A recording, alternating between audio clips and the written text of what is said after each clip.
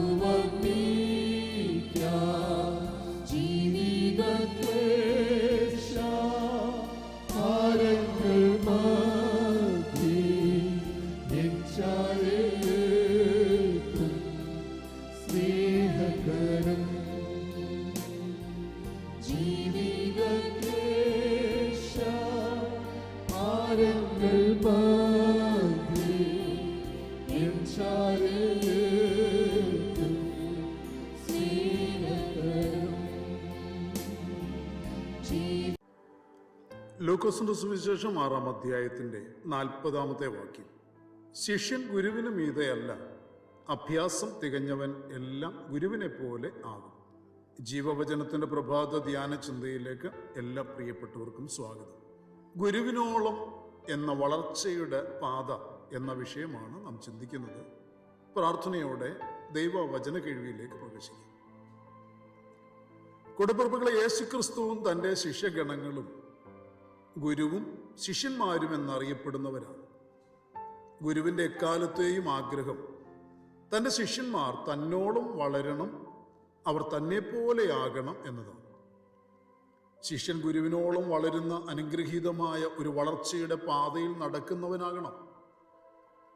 ഗുരുവിനോളം വളരുവാൻ വേണ്ടി അവനെ വിളിച്ചിരിക്കുന്നതിനാൽ വളരണമെന്ന് ആഗ്രഹിക്കുന്ന, വളർച്ചയ്ക്കുള്ള അഭ്യസനം നേടിയെടുക്കുന്ന ശിഷ്യനെ അവിടെ വരെ വളർത്തുന്ന ഒരു നല്ല ഗുരുവാണ് കർത്താവായ യേശുക്രിസ്തു. ലോകത്തിലുള്ള എല്ലാ ഗുരുക്കന്മാരെയും പോലെ യേശുക്രിസ്തു എന്ന ഗുരു വാക്കുകൾ കൊണ്ട് മാത്രമല്ല, മാതൃകകൾ കൊണ്ടും ശിഷ്യന്മാരെ പഠിപ്പിച്ച ഗുരുവാണ്. വാക്കും പ്രവൃത്തിയും ഒരുപോലെയുള്ള ഗുരു ഒരേ ഒരുവൻ മാത്രം. അത് നമ്മുടെ വാഴ്ത്തപ്പെട്ട കർത്താവായ ക്രിസ്തു യേശു തന്നെയാണ്.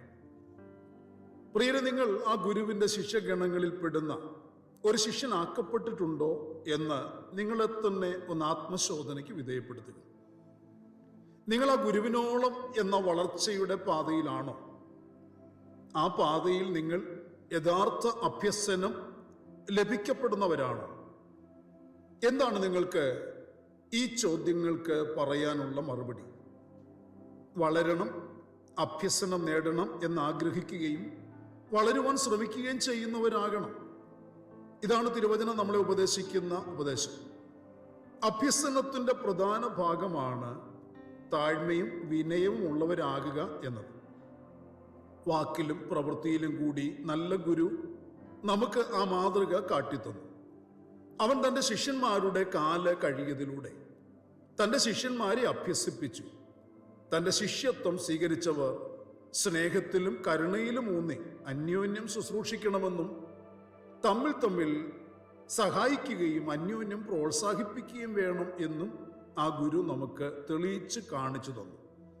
ഫിലിപ്പ് ലേഖനത്തിൽ ഇങ്ങനെ വായിക്കുന്നു: ശാഠ്യത്താലോ ദുരഭിമാനത്താലോ ഒന്നും ചെയ്യാതെ താഴ്മയോടെ ഓരോരുത്തൻ മറ്റുള്ളവനെ തന്നേക്കാൾ ശ്രേഷ്ഠൻ എന്നെണ്ണിക്കൊള്ളുവീൻ.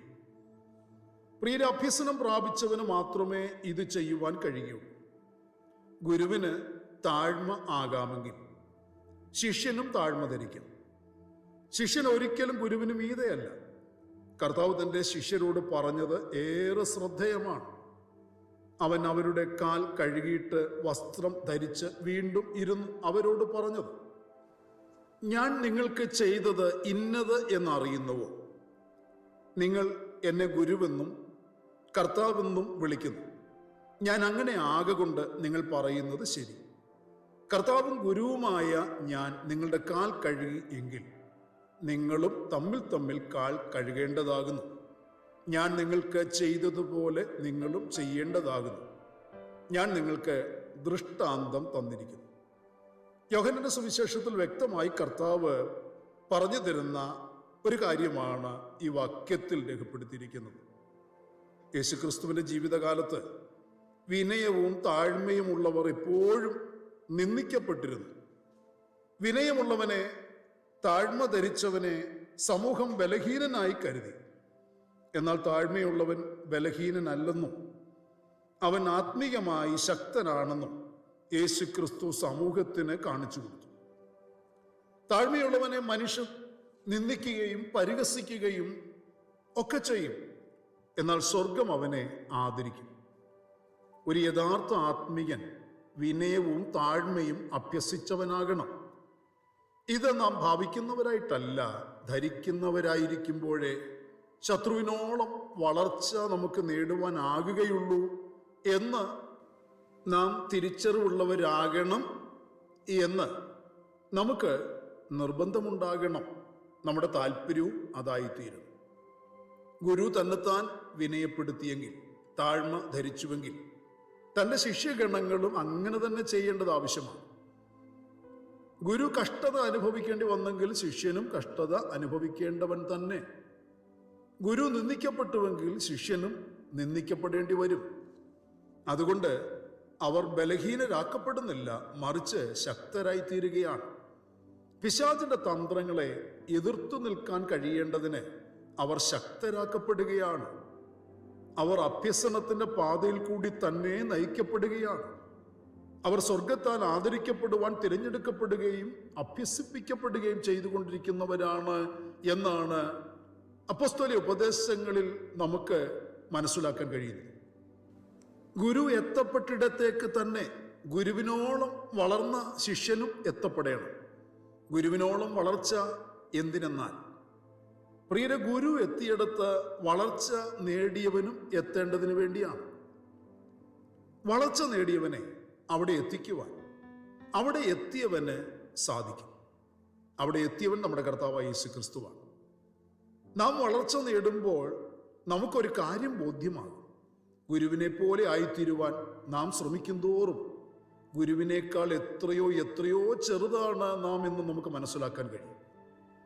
കൂടപ്പിറപ്പുകളെ, നമ്മുടെ ഗുരു സ്വർഗത്തിലെത്തിയിരിക്കുന്നു. ഗുരു ഇരിക്കുന്നിടത്ത് നമ്മെയും കൊണ്ടുപോയി ഇരുത്തുവാൻ അവൻ ആഗ്രഹിക്കുന്നു. അവൻ അതിന് കഴിയും, അവനത് ചെയ്യും. ആകയാൽ ഗുരു ചെയ്ത് കാണിച്ച മാതൃകകളൊക്കെയും ചെയ്യുന്നവരായി അഭ്യസനം തികയുവാൻ നമ്മെ തന്നെ വിനയപ്പെടുത്തി താഴ്മ ധരിച്ചുകൊണ്ട് കപടഭക്തി പൂർണ്ണമായും ഒഴിവാക്കി സ്വയം സത്യസന്ധരായി വളർച്ചയുടെ പാതയിൽ നടക്കുക എന്ന ഗുരുവിൻ്റെ കൽപ്പന അനുസരിക്കുന്നവരായി തീരാം. പ്രാർത്ഥനയ്ക്കായി നമ്മുടെ കണ്ണുകളെ അടയ്ക്കാം. പരിശുദ്ധനായ ഞങ്ങളുടെ സ്വർഗീയ കർത്താവേ, അങ്ങയുടെ പാദപീഠത്തിലേക്ക് ഈ പ്രഭാതത്തിൽ ഞങ്ങൾ അടുത്തു വന്ന് അങ്ങയുടെ കണ്ണുകളിലേക്ക് തന്നെ നോക്കുന്നു. അങ്ങ് ഞങ്ങൾക്ക് കാണിച്ചു തന്ന മാതൃകയും അങ്ങ് ഞങ്ങളെ പഠിപ്പിച്ച തിരുവചന സത്യങ്ങളും ഉപദേശങ്ങളും എല്ലാം അനുസരിച്ച് അങ്ങയോളം വളരുവാൻ ശ്രമിക്കും തോറും കർത്താവെ, ഞങ്ങൾ അങ്ങയുടെ പാത പിൻപറ്റുകയാണെന്നുള്ള ബോധ്യത്തോട് തന്നെ ജീവിക്കുവാൻ, ആ വളർച്ചയുടെ പൂർണ്ണത കൈവരിക്കാൻ, ഞങ്ങളുടെ ഗുരു എത്തിയിടത്ത് ഞങ്ങളെയും എത്തിക്കും എന്നുള്ള ഉറപ്പും ധൈര്യവും ഉള്ളവരായി തന്നെ ജീവിക്കുവാൻ ഞങ്ങളെ സഹായിക്കണം. ഇന്ന് പകലിലും ഞങ്ങൾ അതിനു വേണ്ടി പ്രയത്നിക്കട്ടെ. കർത്താവ് ഞങ്ങളുടെ പ്രയത്നത്തെ അനുഗ്രഹിക്കണമേ. കർത്താവിൻ്റെ കൃപ ഞങ്ങളുടെ മേൽ ചൊരിയണമേ. ഇന്നിൻ്റെ മറുപടികളും വിടുതലുകളും ഞങ്ങൾക്ക് പകർന്നു തരികയും ചെയ്യണമേ എന്ന് പ്രാർത്ഥിക്കുന്നു. അപ്പച്ചാ, പ്രാർത്ഥന കേട്ട വൻകൃപയ്ക്കായി സ്തോത്രം. സകലതും ഞങ്ങൾക്ക് വേണ്ടി ജീവൻ തന്നു യേശു കർത്താവിന് ധന്യമായ നാമത്തിൽ താഴ്മയോട് അപേക്ഷിക്കുന്നു. ദയ തോന്നി കേൾക്കുമാറാകണമേ. ആമേൻ. പ്രിയരെ, വചനങ്ങളാൽ പരിശുദ്ധനായ കർത്താവ് എല്ലാവരെയും അനുഗ്രഹിക്കട്ടെ. നമ്മുടെ വാഴ്ത്തപ്പെട്ട കർത്താവിൻ്റെ വരവ് അടുത്തിരിക്കുന്നതിനാൽ അവൻ്റെ വരവിന് വേണ്ടി നമുക്ക് ഒരുങ്ങി കാത്തിരിക്കാം. മാറാനാഥ. തള്ളിടുമ്പോ ശിക്ഷ വിരിച്ചു രസിച്ചിടുമ്പോ ഉദ്ധവനിച്ചു തള്ളിടുമ്പോ ശിക്ഷ വിരിച്ചു രസിച്ചിടുമ്പോ പെറ്റമ്മ പോലെ കൈകൾ പിടിച്ചു മാറോടാകെ ക്രൂശിൻ സ്നേഹം പെറ്റമ്മ പോലെ കൈകൾ പിടിച്ചു